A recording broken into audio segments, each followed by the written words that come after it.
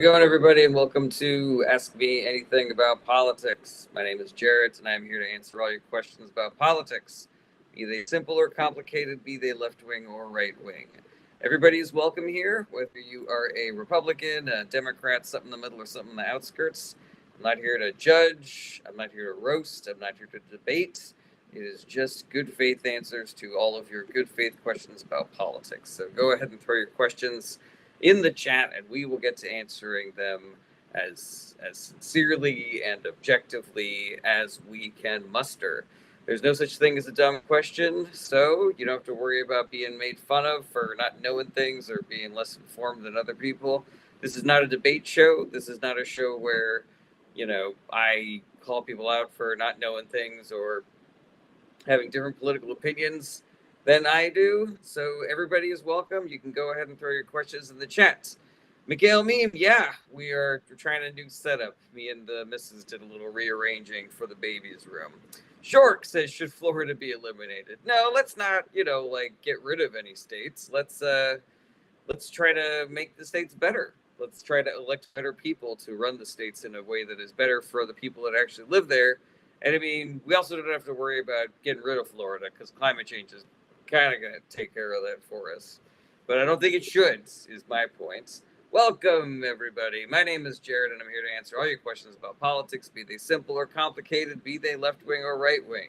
So go ahead and throw your questions in the chat. Everybody is welcome here, whether you are a Republican, a Democrat, something in the middle, or something on the outskirts. I don't judge, I don't roast, I don't debate. I am just here to answer all of your good faith questions about politics. So you can throw your questions in the chat. We will get to answering them.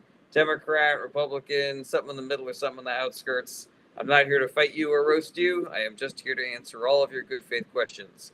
Farhan says, what do you think about Mao? I have almost no opinion about Mao.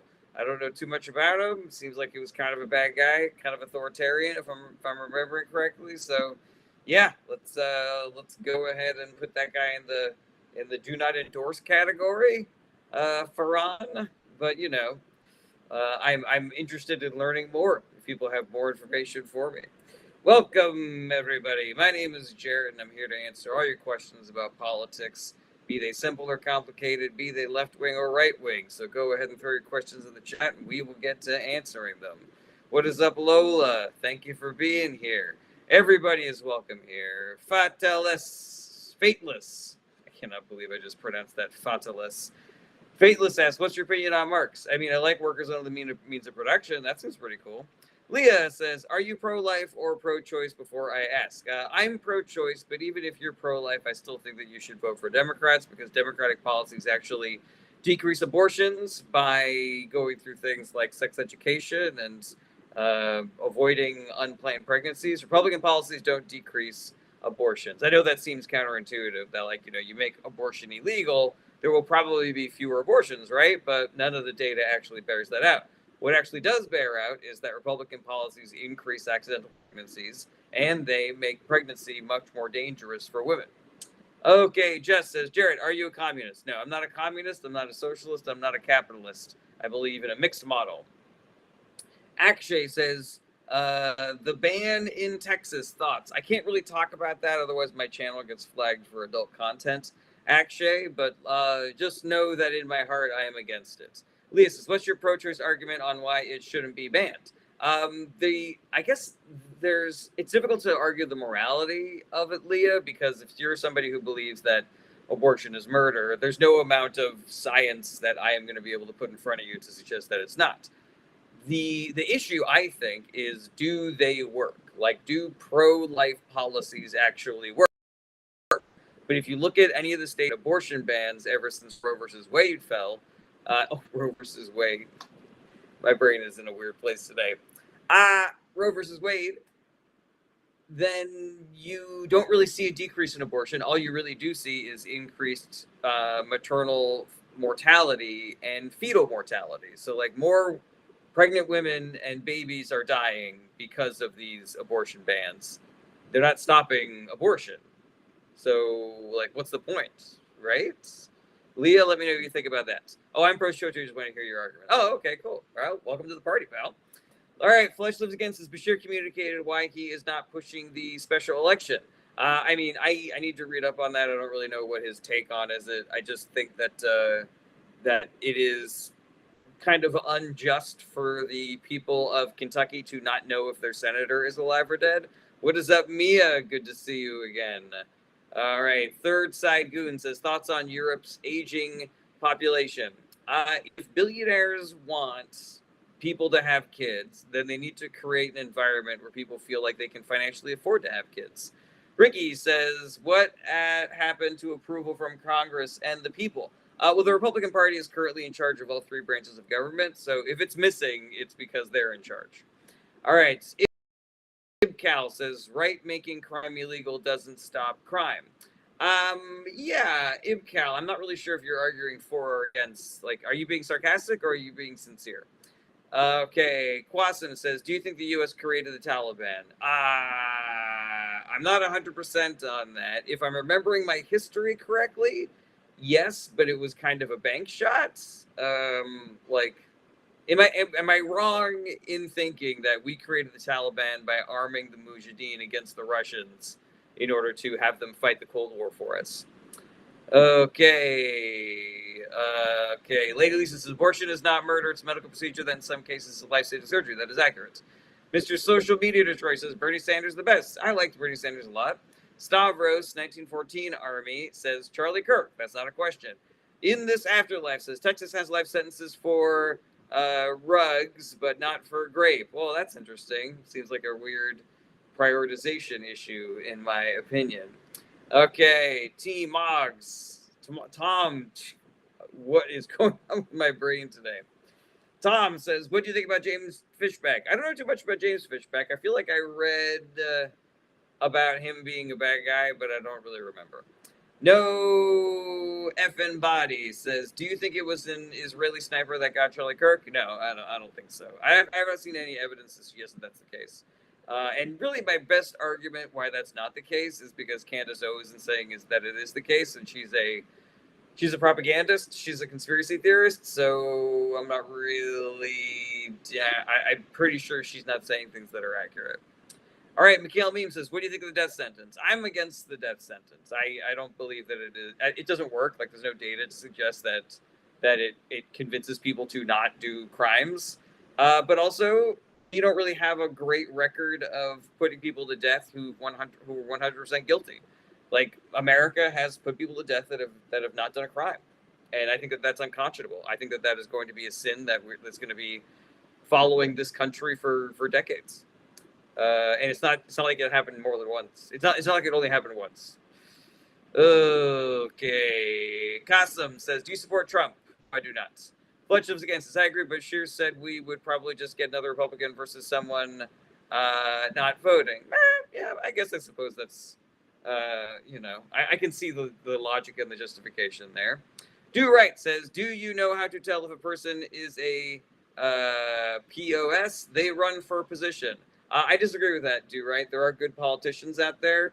You just actually have to do the work of voting for them and finding them. All right. Clancy says Candace Owens actually makes a very strong case, and I think she's telling the truth. She loved him. Yeah, I don't buy that. Not even a little bit. So about that, I don't believe that Candace Owens is making a very strong case for anything. I think that she's, kind of making things up. No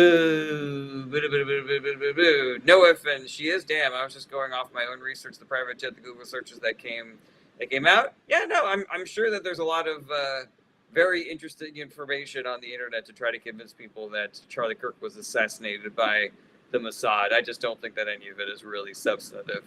What is up, Paulie V? Paulie V says, "What's up, Jared? Todd Blanche is unfortunately going to be confirmed. How bad will it be? It'll be bad. Like, I don't know why none of these Republicans have learned their lesson. Like, just because the nominee says they're going to do something doesn't mean that they're going to do something. I don't care. Even if Todd Blanche did put in writing that he's not going to do the bailout funds, like, I just don't buy it. I don't think that you should put unqualified loyalists in government positions. That's just kind of like a big deal for me. All right, Random says, your opinion on the Ukraine war. I think it was wrong for Russia to try to take over the Ukraine. MJ says Andy Burnham announcement that all people who 16 years old can use buses for free. That seems pretty cool to me. DT says, are you right or left? I am left. John Ston Jamo says, would you vote John Stamos for president? No, I would not. He's actually, I think, like 1 degree of separation. Like I've got a friend who knows him. Okay. Shork says the audio is broken. Probably just you. That looks okay on my end. All right. Texas Guatemala says, what are the Democrats going to do now that they are losing the Hispanic community? So I don't know that the Democrats have lost the Hispanic community, Texas. There was a little bit of a swing towards the Republican Party in 24, but based on polling, that swing has been completely eliminated. So whether they are loyal Democratic voters is up for debate, but I don't think that demographic is necessarily going to be sticking with the Republican Party. Okay, Clancy says, well, do you believe that Tyler did it? I have no idea who did it. I don't think that the Mossad decided to take out Charlie Kirk. It doesn't seem feasible to me. Okay, Average Joe says, FYI, Fishback is a fan of Nick Fuentes and Parrots' talking points. That's what I remember thinking of hearing about him. So yeah, do not endorse, do not care for that fellow one little bit. Okay, Female Foxy says, who do you think Trump will blame McConnell's death on? Radical nurse. Yeah, it certainly isn't Father Time. That's definitely not what happened. Ryan Churchill asked me what I think about Central Asian dictatorship. I'm against all dictatorships. Clancy says, thoughts on AOC for president? I think AOC is great. If she wants to run for president, I think that she should. I think she'd be a really good president. Texas says, a little bit of a swing. You're talking about 15% more for Trump. That's 3.2 million people. Man, it really seems like you're trying to convince people that the Hispanic demographic is all in for Trump and Republicans, Texas. But that's not what I do here. I'm not here to fight you or quibble you on the very specifics. I'm here to discuss things based on the substance, etc., etc. So if you want to fight, you can just leave. Short says, Harris is growing on me, but she is lying about messaging. What did she lie about with the messaging? Okay. Ryan Churchill says, I am from on of them. What does that mean, Ryan Churchill? Oh, you're from a Central Asian dictatorship. All right. Well, what do you think about it then, Ryan? All right. Clancy says, bruh, Israel funded Chuck his entire career, and he got shot days after moving away from their BS. I mean, I haven't seen any evidence that Israel was behind funding Charlie Kirk. Boy, oh boy, we're really getting into conspiracy theories here today. That's pretty interesting, I think. Okay, Texas, I'm not fighting. I'm giving you facts. What your body has to do to bring us back. Well, yeah, that's not a good sentence. I'm alive says, who do you think will win the midterms? Nobody knows who's going to win the midterms. I don't really do political predictions here. I am just here to answer good faith questions about politics. My big philosophy on predictions is if there's something that you want to happen, do the work to actually make it happen. Don't just look for the poll that tells you the thing that you want to happen, if it's going to happen or if it's not going to happen. All right, Clancy says, thoughts on abandoning both major parties and everybody moving to a third party system is failing. The system is failing. If the system is failing, it is because of one political party, Clancy. Like, this is not like the Democrats are actively trying to crash the American government. This is an effective campaign by the Republican Party and the billionaire class. And yeah, I don't think that we should abandon the political parties. I think that we should change them. I think that the reason why you have primaries is so that you can vote for different people. And the Democratic Party is doing that. The Democratic Party is voting in a record number of more progressive Democratic candidates and getting rid of kind of like the older, more centrist candidates. So yeah, if you don't like where the Republican Party's at, then vote for different people in the primary. If you don't like who the Democratic Party is nominating, vote for different people in the primary. But if the person that you doesn't win in the primary that you wanted to win in the primary, then you need to recognize that more people disagree with you than agree with you, or you need to convince more people to vote. Okay, Clancy says, Israel's entire Palestine bombing budget was given to them by Democrats. That is inaccurate, Clancy. Pino says, what do you think about Georgia Maloney? I don't know too much about her.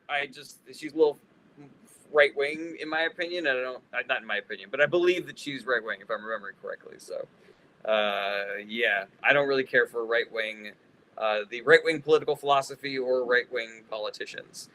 Joe Padilla, Tom, and Mia, thank you so much for helping me reach my first gift goal of the day. Clancy says, it is not. Clinton started the fund. Obama doubled it. So did Biden. Kamala was not going to waver.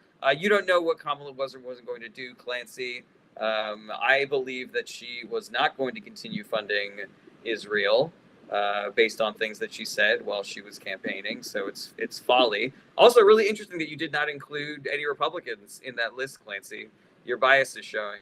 Lola says, would you recommend studying politics? Yeah, 100%. I recommend that for everybody. Okay. Preston says, do you respect libertarians? I respect I respect all voters, but I do not respect the political philosophy of libertarianism. If you read the book Dark Money by Jane Mayer, regulars take a shot. If you read Jane Mayer, you discover that the libertarian movement was astroturfed by the billionaire class just to try to dismantle the government so they could make even more ill-gotten gains. Mia and I forget who the other person was that helped me with that goal, but thank you very much for helping me with my second goal. Hold on a second, I gotta do something real quick. Okay, waiting for her to request. Alrighty. Muzmia says, what do you think about the war in Iran? Was it justified or not? It was not justified. Aside from the fact that it was, there's just so many things that were wrong with the way that it was handled, in addition to the fact that we even went in there in the first place. Dennis, Tank, and Mia, thank you for so much for helping me reach my third gift goal of the day. Like, what exactly is the goal? Like, why, is it to get rid of their nuclear weapons? Well, the JCPOA did that, and for some reason, Donald Trump from the garbage. He's a racist, and he didn't like that it had Obama's name on it? I think so. Righty. But yeah, I mean, it was, the wars in Iraq and Afghanistan were quagmires, and they were so much better planned and executed than the current war in Iran. Like, this thing is, it's chaos. Like, it is spiraling out of control. It is turning into a new forever war. We are sinking billions of dollars and thousands of human lives into this thing for exactly zero fucking reason. It's so stupid. Okay, Preston Hayes says, so you lean more towards complete federal control. I thought libertarians were for local control. If I'm remembering correctly, if I know correctly, libertarians believe in just kind of like letting the free market handle everything. I know that there are towns that have tried being libertarians. And if you're trying to make your town libertarian, it doesn't really track that the whole libertarian philosophy is to move away from federal control. Because what exactly are you doing? Why are you dismantling, garbage pickup services in your town if the whole vibe was just, bringing control back to the states or to the towns? Okay, Browser says, is Europe liberal leftist parties as objectively better than Democrats? I have no idea. I don't know what they are. People sometimes that European lefties are further to the left than American lefties, or like the Democratic Party in America. I don't know how accurate that is. The Democratic Party in America has people in it that are as far to the left as people in Europe, I am sure. But just the fact that we also have centrist Democrats who are a little bit more corporate friendly, that's I believe that that's the entire argument. Okay, let's see here. Chris Flashlight says, can you explain Flock? I know a little bit about it. Basically, Peter Thiel is this psychotic right-wing billionaire who is trying to create a new surveillance state powered by his own billions in AI. I believe that part of the Flock, part of that campaign is basically to install these cameras all over the place so they can catch criminals and people that are doing traffic violations and stuff like that. But it really is just like a massive violation of our rights of privacy. Small Peener says, free trade, free market, minimum tax is the basics of libertarian economics. Yeah, that's eliminating the government, basically. Thank you, Small Peener. Oh, we're agreeing. Fantastic. It's the Rocketeer says, John Oliver did a piece on Flock and their surveillance attack last night. All right, I'm going to have to watch that. By BU fan says, who won the 2020 presidential election? Joe Biden, obviously.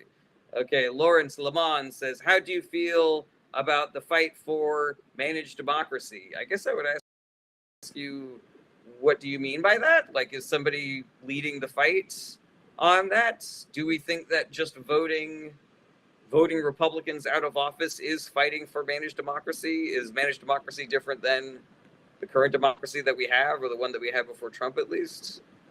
The Fixer Mike says, once Flock becomes ubiquitous, then people stop being upset by them. This is a slow, soft launch. Don't love that. Lawrence says, not a Hell Diver fan, I see. I mean, I played it for a little while. Reference. Oh, gotcha. That. Now I remember. Fantastic. All right, everybody. Listen, Noah Bain says, we don't have a democracy? No, we do. We do. I think that Lawrence was just doing a funny little video game reference. All right, everybody. Let me do one more question before I bring in my special guest here today. Let's see here. Noah says, maybe if you got a job and brought any value to society, you would not be a socialist. I have a job, Noah. And I don't really think that tone is really productive. You know, like you're coming in here saying that my left-leaning beliefs are because I don't have a job and I've brought zero value to society. Doesn't seem like a very substantive argument against, taxing the rich, which is basically, my main policy belief. It's like, let's tax the billionaire class and let's make the billionaires pay normal people more money. Is that something that really bothers you? The idea that I'm fighting so that you make more money and you get more sick days? Listen, everybody, we've got a special guest. First time on the show.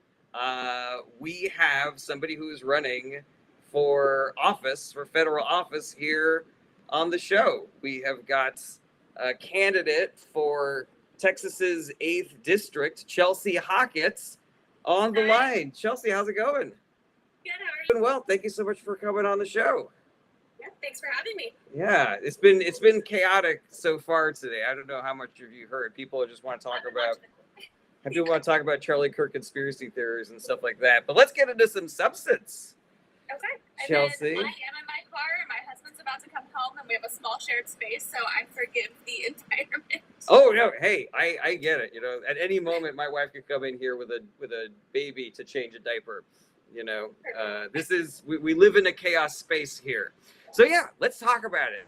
First of all, congratulations on winning your primary. Very proud. Must be very proud of that. And before we get into the issues, I want to hear how the campaign's going. Like, what's it like traveling around Texas's 8th district? Is it a weird shape because of gerrymandering? What's going on? We're 5th district, but yeah, it's a really weird one. Where did I get 8th from? I did so much research before this. It's one of our single-digit ones. Totally fine. But yeah, it is really weird for traveling around because we go from Lake Highland, Rock Lake area, which is a very bougie part of Dallas, down through Seagaville, all the way out almost to Tyler, and then down to Palestine, which is not anything for anybody outside of Texas, but that's a big district. It's about 2.5 hours from one side to the other, just the main city points, not even out into the country around the cities. Wait, is it a weird shape? Does it look like anything weird? It's a weird shape. It's got a little hook on it, so it looks like this. It looks like if you the things that you hang the pictures up on the wall. If you flip it upside down and Gotcha. that's what it looks like. It actually goes over to the west side of the lake. And then the whole other part, so my district is here and it goes over here, and then we have another district that just splits in. So the way I've been trying to describe Dallas to people is we have 1.3 million people in Dallas, which would require about 2 congressional representatives with a little bit of outlying territory. We have 6 people running that cover the city of Dallas. Wow, that's bananas. Yeah. Yeah. So we go from 2 representatives needed to having 6 running and just completely. Yeah, utter chaos. I would love if there was, I don't know, if there had been a bill to make this kind of partisan gerrymandering illegal, and if the Republican Party hadn't vetoed it, it feels like that would have been a really good substantive thing to have happened, right? I think so. Yeah, I mean, that was definitely a thing that was completely thrown out the window by the Republican Party, just an independent redistricting. So what are you hearing from people as you are talking to voters and making your pitch to them? Well, the big thing from everybody right now is universal health care. Texas's healthcare is absolutely atrocious. Mhm. We're one of the highest uninsured populations in the United States. And we have medical bankruptcy like crazy. So Republicans, Democrats, Independents, healthcare is their like number one issue. Mhm. And the second big issue is from voters mostly, because a lot of our voters are over 65, is Social Security. Having the cap on Social Security on income and having a low monthly rate that hasn't increased is extremely detrimental to our seniors. Mhm. So Now- we're seeing people living in condemned houses because they can't afford to like fix anything because medicine is so expensive, even on Medicaid and Medicare. That's absolutely terrible. Now, obviously, you're in kind of like a red district. You're like in a red area. When you're talking to people about these issues, are people open to connecting the dots between like their Republican state government, the Republican federal government, and the inaccessibility of affordable health care, affordable housing, and things like that? They are. I walked into a coffee shop today. It's the one that's in my town. It is Republican owned, but they're craft and they're small business. So I try to support them over Starbucks because we have all of 3 coffee shops here. I respect that. Yeah, I was like, so I'm going to go in. I'm going to support them, local family. And the baristas, however, a different story. They're a mixed bag. So I walk in and I have one that has been really supportive the entire time I've been running, and another guy who has been super sweet, but he is more Republican. Mhm. And she asked me about the ethics investigation that my congressman just came under fire with. And I was like, I don't know anything about it. I wish I did. I would love more information. And I was like, but here's this entire thing that I've discovered through his FEC contributions. And she goes, oh my gosh. And the Republican barista turns around. He's like, who is this? And I said, oh, it's Lance Gooden. He was like, I hate that guy. He has done nothing for me. So it is, I mean, the Republicans are mad. They don't like him. They haven't liked him out here for a while. And he is just such an ass kisser that he is losing people left and right. I'm glad to hear that. You know, part of what I'm trying to do, part of like what my goal is as an activist is to kind of like filter down some of the political messaging in just a way to be like, you know, you got to do whatever you got to do to win, you know, over Lance Gooden, obviously. But I feel like there's this bigger pattern of like what the Republican Party has been doing for at least the last 50 years. And getting people to recognize that, I think, is really difficult, because sometimes you'll get Republicans who are like, I'm down with recognizing that this Republican is bad, but not so far as to say that I need to vote against the party or even vote for the Democratic Party. Have you been encountering any of that as you've been canvassing? Well, my mom, she's a triple Trumper. And this past year, we have had so many good conversations. And she finally, like, there was one day she was like, oh, the system is racist. And I'm like, thank you so much. So like I've been working with her heavily, and you know I give her the history, and she hurt my feelings like really bad because you know it's my mom, and she's like, I know you're really interested in this, but I don't care about history, and I'm like, you need to care about history if you want to support me. And so she finally got it through her head, and she's been listening, and she was like, this is crazy. I never would have guessed, like, this is what's happening. She was like, I really did call for the headlines and like the emotions of everything. And so she's taking her time. I got her for her birthday last year subscription to Ground News. So she can that's see the great. and everything. That's So awesome. it's been awesome. So I mean, yeah, I've been encountering it over the district, but like in my own like immediate family, I've also been able to make progress with triple Trumpers. That is wonderful, and God bless you for doing that. I've got a couple of people that I wish that I had done that for before I burned those bridges. But I did burn a couple bridges. They've died. I'm good. But,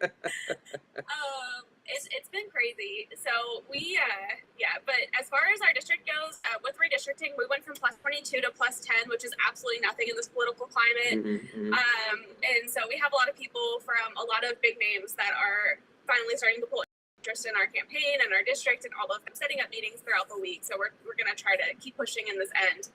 But that's great. I mean, it's a big one. Yeah, so I live in Kaufman County, which has been on the verge of flipping for a while. And for the Democratic primaries, on average, they turned out about 900 people for each primary. This year, they turned out 12,000. Oh, wow. So we are, we're a big push in Kaufman County. And then we have taken on a good bit of Dallas. So we're actually seeing really good progress, and we have independents on our side. I love that. Now, are you meeting a lot of disaffected people who need to be convinced just to like pay attention, just to be part of the process, just to start voting again? Honestly, if they're the triple trumping like MAGA cult and they are disaffected and they're getting mad, I would rather them stay home at this point than go in and vote like crazy. Because I feel like a lot of them will still they'll get the big names ticked off, like Tallarico, maybe me, because I'm second on the ballot, and maybe like one or two others. But that means that they're still going to be voting Republican down ballot because they think that their buddies are going to be the good people, even though they're the ones that are hiding the corruption that's happening. So, I mean, we still rely heavily on a good old boy system in the parts of Texas that I cover and will represent in the House. So. I mean, God bless you for doing the work, though. I've got my fingers crossed for your campaign, but I feel like every campaign that tries at least pushes the agenda forward at least a little bit. You're talking to people, you're convincing people. That's the work. You know what I mean? Yeah. And I mean, we're pretty far left on our campaign as well, so we're hoping to make some progress with that. And my personal theory is that progressive politics works everywhere, even in deep red districts, and so I'm looking forward to your campaign proving me right on that count. I'm hoping so too. I mean, our Democrats in the Republican areas are extremely progressive. They are way further left than everybody in Dallas because they've been living under constant Republican. They don't have that buffer of city council and mayoral seats and everything being Democratic, so they don't have a buffer. They live directly under the Republican rule, and they are so far left. They're just ready for change. Yeah, and I have to imagine there's some people out there who are also they just have an inaccurate view of what voting for a Democrat could mean, where we're like, we want you to have more benefits at your job. We want you to get paid more. We want you to be able to trust that the food that you are eating is safe, and that the schools that you're sending your kids to are safe, and they're getting a good education there. I mean, in rural Texas, it's not even, I hope the schools that you're sending your kids to are good and they're getting educated and they're safe. I hope you have schools left, is what we're saying. Wow. Because they, with the private voucher scheme that they've put forward, they are bankrupting our school districts. That is a nightmare. So the rural areas, they're losing schools, and some of the schools, like the closest ones out in West Texas right now, are 80 miles away from them. But some people you talk to must just think if you're voting for a Democrat, all you're voting for is just women playing in men's playing in women's sports and open unisex bathrooms and stuff like that. Have you meeting people like that as well? Oh, they try to come after me, and then I use logic and science to back them down, and then they're just standing there dumbfounded because they don't know what to do next. Understood. And they're like, why are you a Democrat? And I was like, well, I like human rights. Yeah, I just wait, what? Isn't that cool? Isn't that nice? Isn't that great? I don't want people to die anywhere. I don't want them to die of starvation here, and I don't want them to get bombed overseas like crazy. Yeah, I want somebody who is fleeing a civil war to be taken care of, and I want you to be taken care of, whoever I'm talking to, regardless of where you live. Dinner, not at my table, but I would love for you to eat. Yeah, exactly. So can you tell me a little bit about your history in politics, what made you interested, what made you finally decide to run, stuff like that? So, political wise, I wasn't a super involved political activist. I've been very outspoken for a long time, but I've moved a good bit. So making those connections in the groups and everything has been hard, or it's been one place I'm there for about a year and a half or 2 years, because my husband works for the airline industry. So in order to get that experience, we had to move around a lot. He's good now. We're set. I'm not going anywhere. This is my home. And I finally connected. I was like, all right, I'm good. I had 2 kids. I had 2 high-risk pregnancies. I had 7 or 8 miscarriages, some before her, some before my son. And my second pregnancy was a high-risk pregnancy as well. We had preeclampsia, and I had an emergency C-section with her, so we had no idea what was going to happen with my son.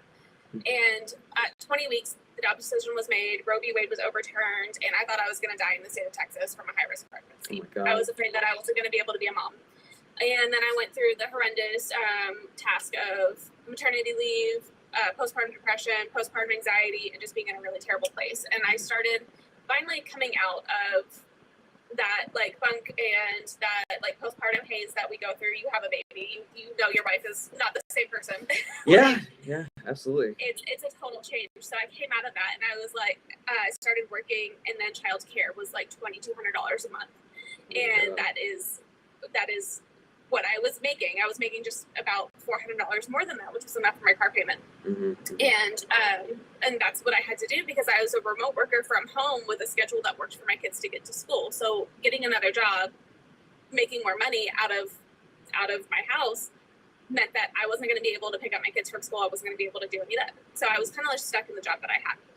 And my husband ended up with a triple overtime contract with his company, and we were able to pay off all of our debt. And because he's a union employee, and so we were able to pull it all off. He can make the bills, like everything is fine. And I go, all right, I quit my job because of this. Like there was no reason to stress out. I'm gonna make every politician go through hell because of it. And hell yeah. I started organizing in the rural areas. We did empty chair town halls. We confronted him at the library when he was meeting with one of the Republican women's groups. Like we would protest at his office. We sent letters. Like we did everything that we could. And it got to the point where we were like, okay, well, somebody needs to be on the ballot. Somebody needs to be on the ballot. Somebody needs to be on the ballot. And the one person that was putting themselves on the ballot, well, there were two other people, but she was awful. She wanted to fold on abortion rights. She wanted to fold on LGBTQ rights, all of this kind of stuff. She was a Republican previously and ran as an independent at some point. And then our third, he is a scientist, a retired scientist from NASA, absolutely intelligent, but he's a lot older. And I was like, neither of these people are going to win against Gooden. Like they're just going to, she has run against him twice before. She has lost both times, and everybody thought she was insane because she would just throw fits. Like they would give her everything that they could give her. They didn't have a lot of money. They did everything they could for her, and she would yell at them about how it wasn't enough instead of being thankful that they were even showing up for her. So I was like, all right, well, I guess it's me. And without running before, with no previous name recognition, just running on policies and everything else, I got 45% of the vote in our primary with 3 people. She got 41 and, down further. And then our primary runoff was a little bit closer because less people showed up for it. But I think I won by about somewhere between 600 and 900 votes by the time the counts were tallied. But as far as like my previous family history, on my mom's dad's side, they are Cherokee. They're from the Eastern Cherokee Indian, and they were from North Carolina. Caldwell County used to be part of that reserve, and when it was kind of taken away from the reserve, they started migrating down to Alabama. So we have a lot of like crazy documentation. We had some families sent on the Trail of Tears, some were there. But my great grandfather was the first one in a white passing generation, and his uncles looked extremely native. And so he saw a lot of what they went through. And he became a pastor, and he worked in a small town outside of Birmingham, and he met with Black leaders in the middle of the night in cornfields to help desegregate the town.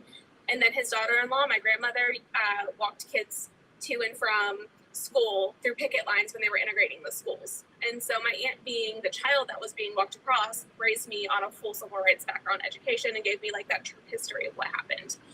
And I'm so thankful for it. Yeah. But she also worked for the NIH for over 40 years, and my grandmother's third husband, therefore, third husband was also one of the first scientists to work on AIDS.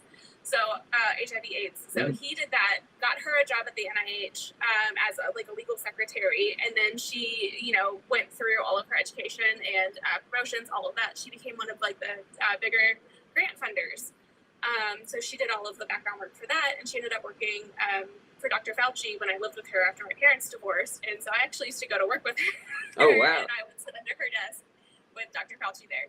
Wow. So you probably got all the tea on all of the really shady things that Dr. Fauci was doing during COVID. Like, all about all the scams and the lies and stuff like that. She wasn't working for NIAID at the time. She was working, I think she was in children's health. I think that's where she kind of ended off, is reproductive and children's health. But she worked in neurology and everything else. But when I was growing up and going to work with her, that's where she was working, is under Dr. Fauci. So I've had like a whole crazy time. I graduated from Texas Women's University out here, and it was a big majority kind of thing. So I got a lot of I got a lot more stories, and I got a lot more comfortable just around a lot of people and hearing a lot of stories. And it was mostly women and what they had gone through, and what people that had immigrated in, people that were on DACA, all of that. I got a lot of life stories that way. And then after college, we moved to Mississippi, and I got a lot of not necessarily firsthand experience in Mississippi, but I saw a lot of horrible things in Mississippi. Mm-hmm. I used to drive home I worked in food. I was a bartender. I did all of that kind of stuff, and I became a regional training manager, general manager, whatever. But while I was there, I was just a shift supervisor, and it would be 2:00 in the morning, and my boys would be like, "Oh, I'm walking home," and I'm like, "No, you're not. I know you can snap me in half, and you're like six and a half feet tall. No." I was like, "Not in the city. You're not. I do not care. You are not safe. I'm safer than you walking home at 2:00 in the morning." Yeah. So it's just, I've had a life. It's so, I mean, it's inspiring to hear that kind of activism can be taught like to the next generation. Like I'm hoping to do that for my daughter. I hope that me doing this inspires her to be involved as well. Now, can you tell us a little bit about the fellow that you're running? First of all, we're getting people asking in the chats just to like refresh their memory who we're talking to. This is Chelsea Hockett. She was running for the House in Texas's 5th district. People are asking where they can donate to your campaign already before we get into more questions. So let's just drop that information on them real quick. Do you have an ActBlue account? Can people hit you there? I do have ActBlue. It's connected to my website, which is chelseahockettforcongress.com. It is spelled a little differently, but CHELSEYHOCKETT for the word, because I hate the number 4 and everything, congress.com. But my ActBlue is linked on there. And then I am not a good fundraiser. So money is needed for our campaign. I'm actually one of 2 people that made history for winning my primary on the lowest amount of cost per vote. It was 27 cents a vote is what we spent. Holy moly. So I'm a big advocate for money out of politics, and instead of spending my time calling donors, I walked my streets and I got to know everybody in my neighborhoods. And I actually started walking in we have 3 historic Black neighborhoods in rural Texas, and I walked every single one of those before I called a person for money. Wow, that is awesome. And look, we're looking at an efficient campaign here, people. 27 cents a vote. If we could get that kind of efficiency out of our government, then our tax bills would be in half, man. Yeah. There's just no two bones and about we would that. all have healthcare. Yeah, exactly. Housing. Now, can you tell us a little bit about Dan Gooden, the fellow that you're running against in the 5th? Lance Gooden. Sorry. Yeah. So he started out in the Texas State House in about 2012. One of his first acts in the Texas State House was to declare eminent domain in Henderson County, take a bunch of land from local people, and try to condemn generational land that had been in the family for over 1,800 years. So he's just taking people's land. He's just taking people's land. Yep. So with that, they created a mud district, gave control to about 5 billionaires, and they are trying to develop it. So the MUD is the municipal utility district, if you don't know, since that's something that comes up frequently here, but may not in other districts. Yeah. So they are trying to develop the land, and they're still in the process of trying to condemn all of that land. But that billionaire is also behind the human trafficking warehouse in Dallas that they were trying to set up, where they were going to put immigrants as well as anybody unhoused that they could round up off the streets. Gotcha. So this is a bad guy. This is a bad guy. So that was his first act in the state house. That was the very first bill he ever passed. And then we're going to somebody that tried to privatize a mental state hospital in the city in which I live and nearly put 1,000 people out of a job. He did it with board members from the American National Bank and got a cease and desist for his actions in Kaufman County. And he takes money from everybody, mostly criminals. So there is one case with Medicaid fraud that has about 450 people involved in being charged with fraud in Medicaid. Doctors' offices, medical groups, all of that. He's taking tens of thousands of dollars from one person in that group. There are more in that group as well that he's also getting tens of thousands of dollars from, because they're under possibility of criminal charges. He's got somebody in his donations that was part of the Georgia election fraud, and they ran out the clock on her testimony, so that way she no longer has to testify. They have been doing all kinds of crazy stuff, but the big one right now is we have a Section 8 housing crisis in Forney. And typically, that means you don't have enough houses. Here, we have developers, investors, and builders that have been paying him about $1.5 million in total from the real estate like lobbying groups and realtors and everything else, but I've tracked about 500,000 of them directly to some of the developments in the city. But basically, they're investing in them and picking builders, and the builders are like, we specialize in first-time housing to bring down costs. They specialize in build to rent. They're out of like 600 homes, about 500 of them will be built to rent homes, and they are exhausting the single family home list that the Dallas Housing Authority has, which is a federal agency. And they are not doing, they don't care about the background checks and what they're bringing in. And there have been murders, a massive amounts of crime, and everything else coming off of this list because they're not vetting anybody properly. And they are lowering the housing, like the housing values and increasing rental prices for the city. And they have not invested in any kind of infrastructure or for growth. So we have massive amounts of just pollution, and roads aren't set up for it. We don't have any like, we barely have police to over police any community. That's a big problem with them, you know. They need to over police the certain areas. I mean, correct me if I'm wrong. This sounds like this guy's entire time in office, he's just been extracting resources from the citizens of Texas and giving them to billionaires, basically. Oh yeah, absolutely. That's all he's been doing. That is infuriating. But like this housing district it's a big thing, and I was like, oh, y'all are just being racist. Like there's nothing about it. Like we're in East Texas. Like I started looking into it, and I was like, they are getting federal kickbacks, and they're letting these houses go into voucher foreclosure, and they're just making money off the federal government. And on top of it, one of the biggest investors in Forney, they've invested into multiple of these districts. I can't tie them to the big one right now, but they've been involved in them. They invest in the USA, which is an EB-5 immigration visa company. So it's the people that buy the visa. They buy their visas from out of the country, come in, and they work in the country. Which I don't have any problem with doing that because they sponsor all of that. But the people themselves are investing in it and buying their legislation, which would allow them to create an entire committee that they could be a board on, and they could also pick the legislators and the legislation that they want to affect their company through the federal government by doing this. So just like more self-dealing, you know, picking their buddies, no big contract, stuff like that. Yeah, it's been absolutely insane. That's infuriating. Have you guys had a debate? Do you have a debate planned? He won't show up to anything. He doesn't even have town halls. The last town hall he had was in June 2024, and he refuses to have another one. He will only go to closed doors meetings with Republicans, refuses to let Democrats in. Even though they say they're open to all, will literally turn you around the door if you're not a Republican that they know. That is unconscionable. Like everybody should be against that, you know? Yes.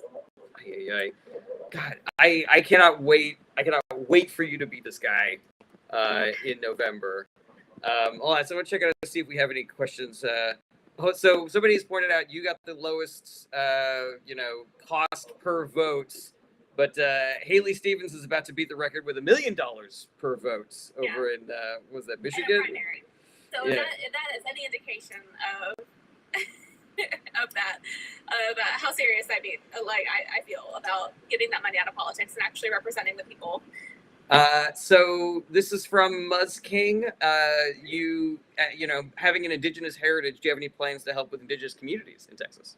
I know that there's a good bit of legislation out there, but I think the biggest concern that I've seen lately is just returning the land back to indigenous control. And I'm very for self-determination and telling us what you want. So I'd like to be able to see legislation that they have specifically pushed for that would either expand boundaries, allow them to live, a little bit easier. I mean, I know right now a lot of the communities have 1 day of voting total for their entire voting periods, and they all have to come out to vote.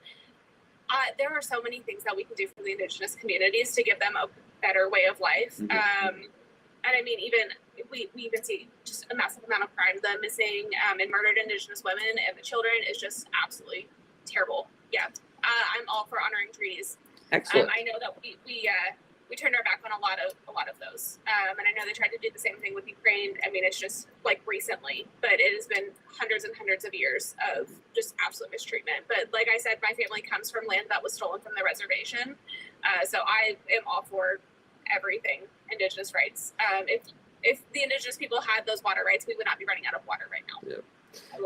Now, I have to imagine that with all of the land grabs that are happening for both detention facilities and for AI data centers, that there's probably some indigenous communities that are getting their land taken in that regard. Yeah, they definitely are. Our community has already had all of the land grabbed. That's disgusting. That is terrible. Yeah, we have nobody left. We had one of the Alabama tribes, was I think one of the last ones that was in our part of rural Texas. But within District 5, any land that was indigenous land is now gone. Can you tell me, just, let's go to a nice happy place. Can you tell me that if you had a magic wand, like what would be a policy that you would pass? You don't have to worry about whipping votes or anything like that. Like if you could just make one change to America's government, what would it be? There are so many things. I guess the one absolute thing would be healthcare. We're dying at a massive rate. Between the NIH cuts, the CDC cuts, withdrawing from the WHO and everything else, we're sick and we're dying, and it's going to be very, very quickly.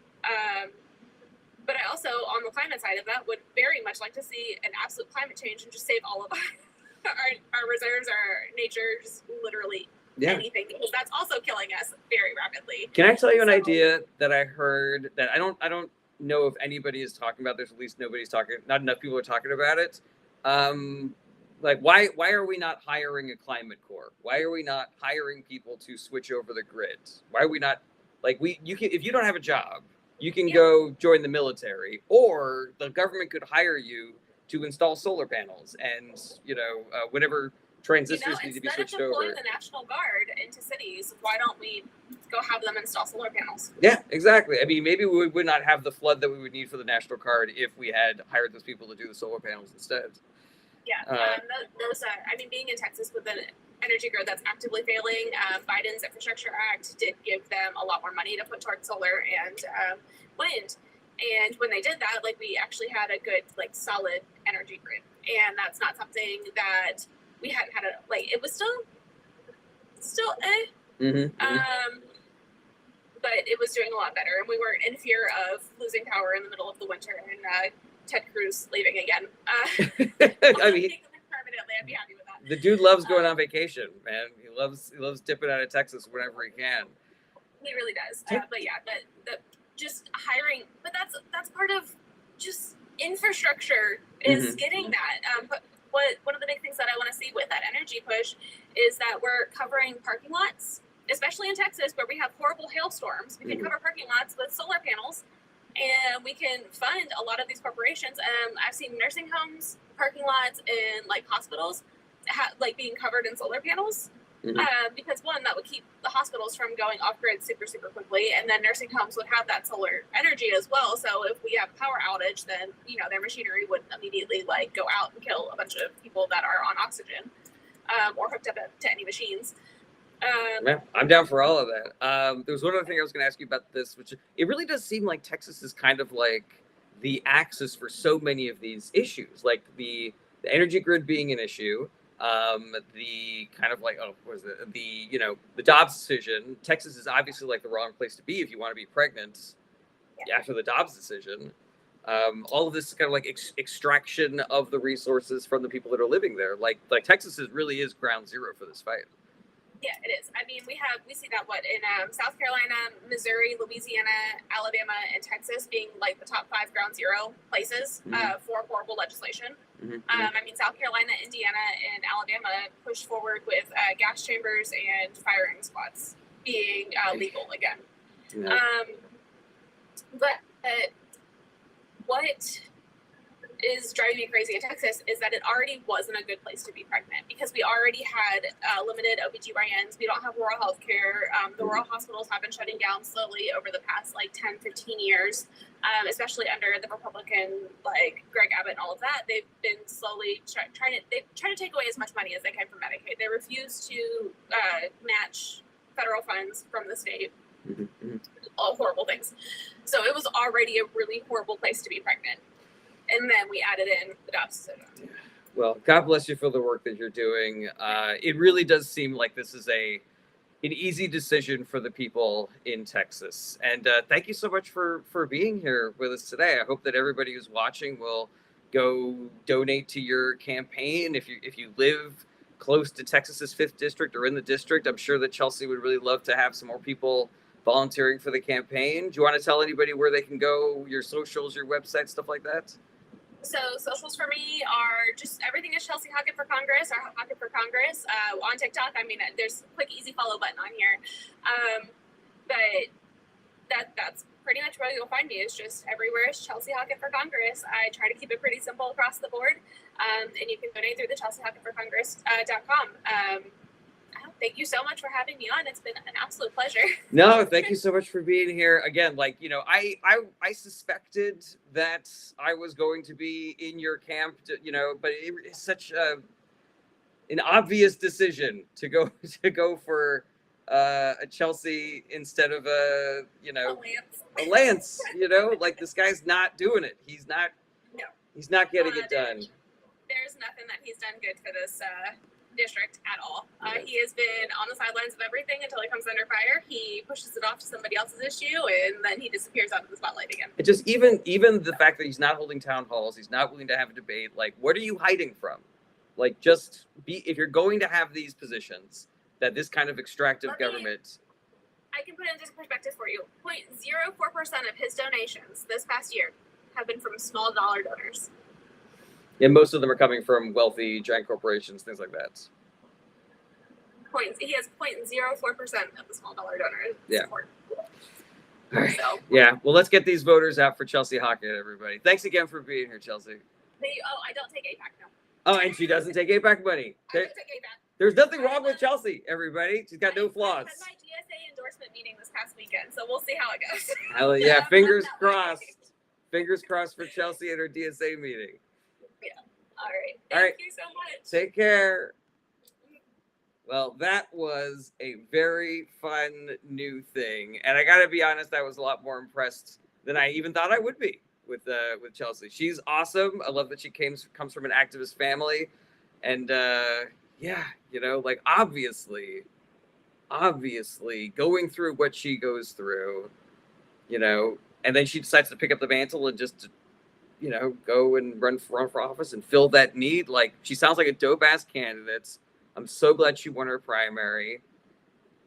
The people in Texas could only be better served by having somebody like that as their representative. So everybody who's listening still, go support Chelsea however you can, because that is a no question endorsement from me.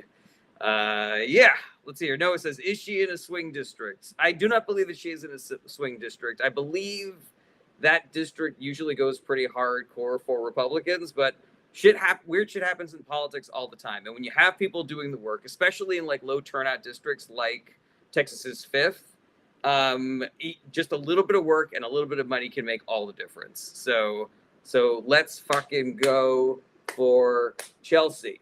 Yeah, I know that we didn't, you know, I think that the people that usually come for the show probably did not, they weren't expecting to see that kind of an interview. So perhaps we just have the diehards now. But you know, you are the best diehards. So I got faith that you guys are going to fucking turn out for Chelsea. So yeah, thanks again to Chelsea, and hopefully we can start calling her Congresswoman Chelsea sometime in the near future. All right. Let's see here. Oh, Shork asked what she thought about Hakeem Jeffries. I really wish we could have gotten that. Would have been a really good question for me to ask. I had too many things that I was juggling. This is my first time trying this, so I'm giving myself a little bit of a break here. All right, everybody, get your final questions in. Let's see what else we got going on today. I know that we were kind of blowing up a little bit on the Twitch, but I wasn't able to get to those questions. Chelsea Hockett. Somebody named Inachu says, LOO, fake stream. No, it wasn't. Bob Banks says left wingers abort their kids so they don't become moms. That's not true. Do people still use Blue Sky? Asks Yusuf. I haven't been up on social media for a hot second, so I don't know. But yeah, I mean, I still have all those accounts and I post whenever, you know. Paulie V gifting a sub to Ecuadorian. That's so sweet of you, Paulie V. Are you still here, Paulie V? Let me know. All right, Noah says, thoughts on AOC? I like AOC a lot. Ross says, do you like Northern Ireland? I do. You know, I think we're gonna wrap it up there. We have kind of a smaller audience right now. I gotta be honest, I'm a little flustered from actually having to not monologue for the entire show. But yeah, thanks to everybody who sent in questions. Thanks to everybody who watched and listened and is now going to go donate to Chelsea. Again, super impressed with her. Thought she was great. Regular streaming schedule for me is Monday through Friday, starting around 11:30 a.m. Pacific time. If you have any questions I was not able to get to because we were talking to Chelsea today, you can go ahead and hit me up. DMs are open. You can email me through my website. Hit me up on my Discord channel. And everybody have a great week. Do the work. Be good to yourselves. Be good to each other. And I will see you guys tomorrow. Same bat time, same bat channel. Take care, everybody. Bye-bye. Goodbye.